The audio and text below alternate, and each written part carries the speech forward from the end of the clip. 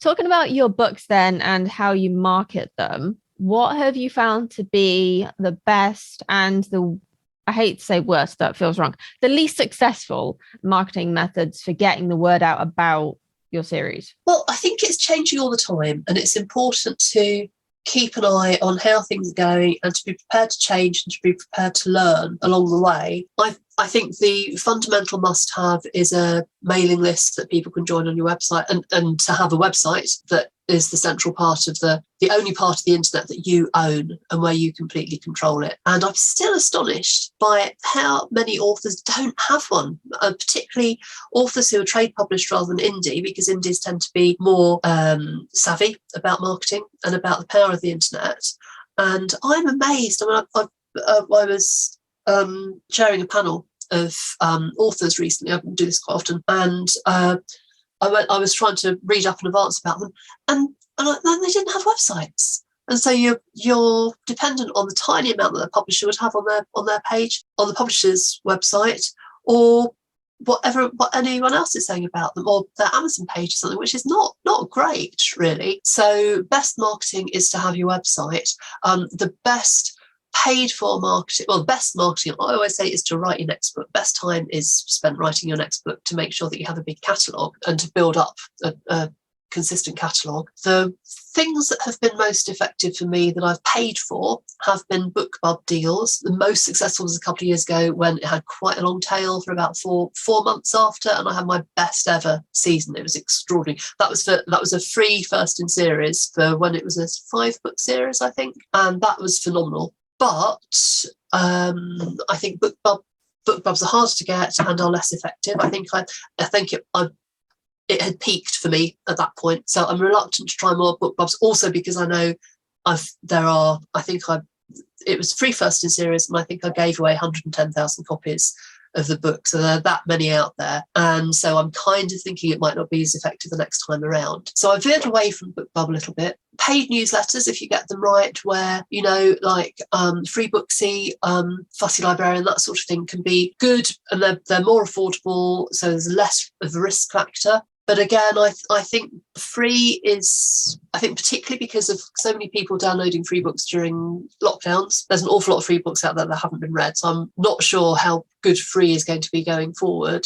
I think Amazon advertising has sadly become pretty essential. But again, you need to be smart about it. You need to find out how to do it, because you can waste lots of money on it. And there are far too many people who are not doing it properly, who are just wasting lots of money, sadly, and becoming very despondent and disappointed. So again, you need to read up on that.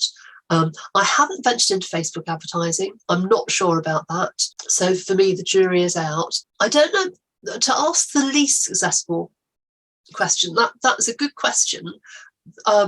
Something that I have completely avoided, because I think it would be not very helpful, but that some people enthuse about, is newsletter swaps, where you join forces with umpteen people in your genre and you all agree to promote each other's books effectively in your newsletter. And I don't subscribe to that many author newsletters, but I see quite a few where there's the author's newsletter, and then at the end there's, oh, and by the way, I recommend these 17 books. And it just seems to me, I never read, I stopped reading at that point, because I don't want to, I've subscribe to the newsletter because I want to know about that author, not about what offer they're involved with. So I don't think that would be successful. And also I don't think it would be successful because you're sending your audience, people who've signed up because they want to know about you, advertising for somebody else's books. Now, if somebody reads my newsletter, I want them to be thinking only about my books. Thank you very much.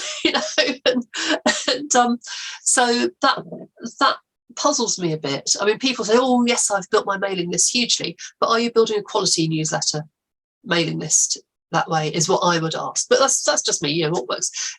There are so many options out there that I think authors have to decide what's going to work for them and experiment, not be cautious, don't take risks that you can't afford to pay for, and start small and build up slowly, is what I would say. My current philosophy is that I didn't write as many books as I wanted to do during the last couple of years, because of, well, firstly, I found it difficult writing early in lockdown, and then I got too many distractions. I was judging prizes and doing talks and all sorts of things that just took me away from my writing time. So now I think my best strategy for building my career and my sales success is to just keep putting out more books of the kind that I know my existing readers like, and to encourage them to talk about them.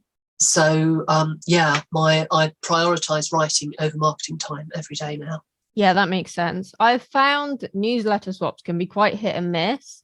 I've had some of my most invested readers come from newsletter swaps. People who are now on my ARC team, for example. But I have had some people who also just have made it very clear that they just download free books and they collect them in the way that some people collect shoes. Yeah.